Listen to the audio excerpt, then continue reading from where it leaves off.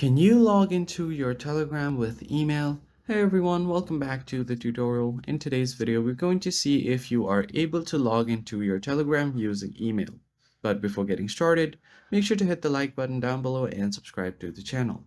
So you are not able to enter your email while you log in on Telegram. You will exclusively need to enter your phone number because Telegram only operates that way. But what you can do is once you log in using your phone number, you'll just have to head over to the settings menu. And once you land on your settings page, just head over to privacy and security.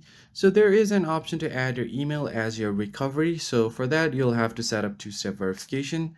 Now, first thing you need to do is set up a password. So just enter your password. And then from here, you can just tap on next and re-enter your password.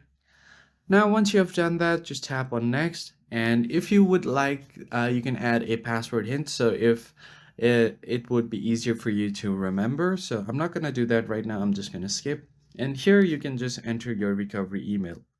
So just go ahead and add your email, tap on next, and you'll get the verification code on your email. Just enter that and you should be good to go. That's pretty much it, guys. I hope this tutorial helped you. If so, hit the like button down below and subscribe. I'll catch you guys on the next one.